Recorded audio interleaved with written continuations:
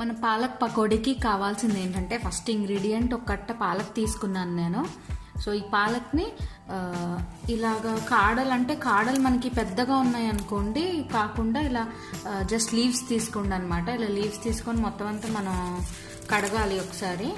So ఈ కట్ట మొత్తం నేను యూజ్ చేస్తున్నాను ఈ పకోడీకి. సో చూసారా, వీటికి కాడలు కొంచెం ఉన్నాయి కదా, లావుగా కొంచెం పొడుగ్గా, అందుకని చెప్పి కాడలు లేకుండా ఓన్లీ లీవ్స్ మాత్రమే నేను తీసుకుంటున్నాను పకోడీకి.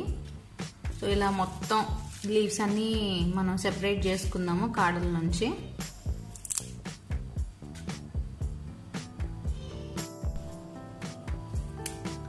సో ఇలా మొత్తం తీసేసుకున్న తర్వాత వాటిని నీట్గా కడిగి, అంటే బాగా మట్టి ఉంటుంది అనమాట వీటిలో, సో నీట్గా ఒక 2-3 సార్లు కడిగి మనం పక్కకు పెట్టుకుందాం.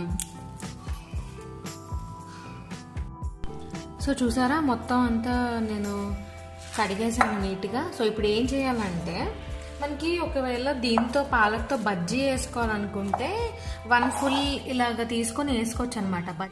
బజ్జీ కావాలి అని అంటే. సో మనం ఇప్పుడు చేసుకునేది పాలక్ పకోడీ కాబట్టి వీటిని చిన్న చిన్న పీసెస్ కింద కట్ చేస్తాను నేను ఇప్పుడు. సో అంటే మరీ చిన్న అవసరం లేదు, సో మీడియం సైజ్ పీసెస్ ఉంటే అలాగా సరిపోతుందన్నమాట. సో ఇలా ఉంటే సరిపోతుంది. ఇలా మొత్తం అంతా మనం కట్ చేసేసుకుందాం.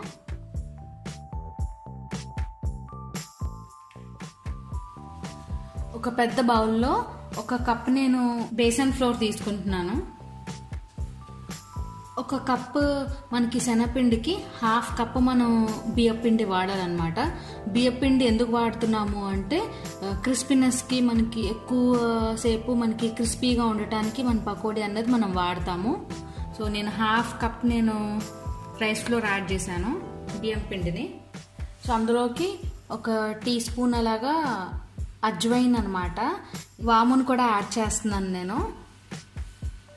వాము మంచి ఫ్లేవర్ ఇస్తుంది. తర్వాత చిటికెడు పసుపు,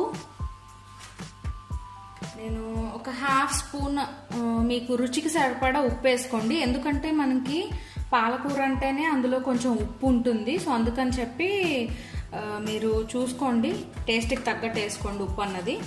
తర్వాత 1/2 స్పూన్ నేను కారం కూడా వేస్తున్నాను. నేను ఎలాంటి పచ్చిమిరపకాయలు ఏం వాడట్లేదు కాబట్టి సో నేను ఇందులో కారం కూడా యాడ్ చేశాను. 1/2 స్పూన్ కానీ 1 స్పూన్ కానీ ధనియాల పొడి అనమాట. ఇది ఆప్షనల్, మీకు కావాలనుకుంటే వేసుకోండి, లేకపోతే లేదు. కానీ నేను ఫ్లేవర్ కోసం యాడ్ చేస్తున్నాను ధనియాల పొడి అన్నది. మనం కావాల్సిన డ్రై ఇంగ్రీడియంట్స్ అన్ని యాడ్ చేసేసాం కదా. సో ఇప్పుడు ఒక్కసారి మొత్తం అంతా కలుపుకొని ఇందులోకి మనం ఇప్పుడు నీళ్ళు పోసుకుందాము. సో ఇందులో ఒక 2 స్పూన్స్ వరకు ఆయిల్ యాడ్ చేస్తున్నాను నేను. ఇప్పుడు ఏంటంటే కొంచెం కొంచెం వాటర్ పోసుకొని కలుపుకోవాలి, దీనికి సరిపడా ఎంత కావాలో. ఫస్ట్ కొంచెమే పోసి దీన్ని పేస్ట్లా చేయాలన్నమాట ఫస్ట్. తర్వాత అంటే ఎలాంటి ఉండలు లేకుండా కలుపుకోవాలి ఫస్ట్.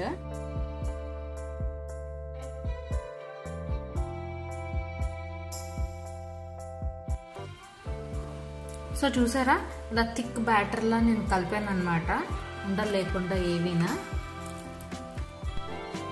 సో ఇలా మొత్తం అంతా కలిపేసుకున్న తర్వాత మెత్తగా ఉండలు లేకుండా నేను ఇప్పుడు ఇందులోకి మనం పాలక్ అన్నం యాడ్ చేస్తున్నాం. మనం ఇందాక కోసి పెట్టుకున్నాం కదా, సో అదంతా ఇందులోకి యాడ్ చేసేస్తున్నాను నేను ఇప్పుడు.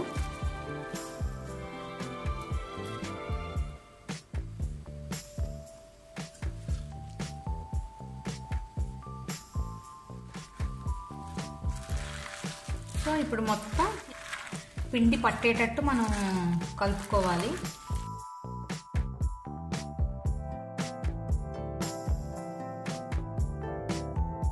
మీరు అంతలో ఏం చేయాలి అని అంటే, ఒక ప్యాన్ పెట్టుకొని ఆయిల్ ముందే హీట్ చేసేసుకోండి. ఎందుకంటే మనకి కొంచెం వేడిగా ఉండాలి కదా మనం ఇవి డీప్ ఫ్రై చేసుకోవడానికి.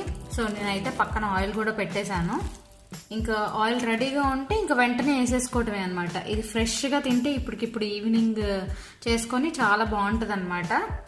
సో బ్యాటర్ మనకి రెడీ అయిపోయింది. సో ఒకసారి చెక్ చేసుకుంటున్నాను ఆయిల్ అన్నది హీట్ ఎక్కిందా లేదా అని చెప్పి. సో ఆయిల్ అన్నది బాగా వేడెక్కిన తర్వాత అందులోకి ఇప్పుడు నేను ఇందాక ప్రిపేర్ చేసి పెట్టుకున్న మన పాలక్ పకోడీ బ్యాటర్ని చిన్న చిన్న పీసెస్ కింద వేస్తున్నాను అనమాట.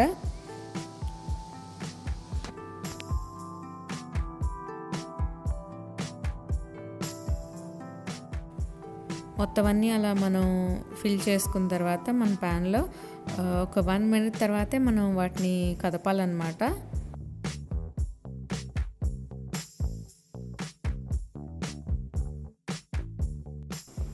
సో మన పకోడీ అన్నది గోల్డెన్ బ్రౌన్ కలర్లో వస్తే సో వాటిని మనం ఇంకా తీసేయచ్చు అనమాట ప్యాన్లో నుంచి. సో చూసారా, ఈ కలర్ వస్తే సరిపోతుందన్నమాట. సో 1 బ్యాచ్ అయిపోయింది కదా, ఇప్పుడు సెకండ్ బ్యాచ్ కూడా నేను యాడ్ చేసేస్తున్నాను మన పకోడీ ఇవన్నీ.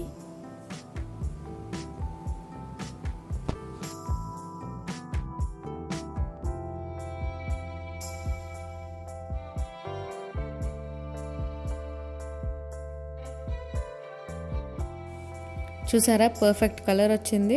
సో ఇప్పుడు నేను ఇంకా బౌల్లోకి ట్రాన్స్ఫర్ చేసేసుకుంటున్నాను మొత్తం అంతా. దీంతో టీ అన్నది చాలా పర్ఫెక్ట్ కాంబినేషన్ అండి.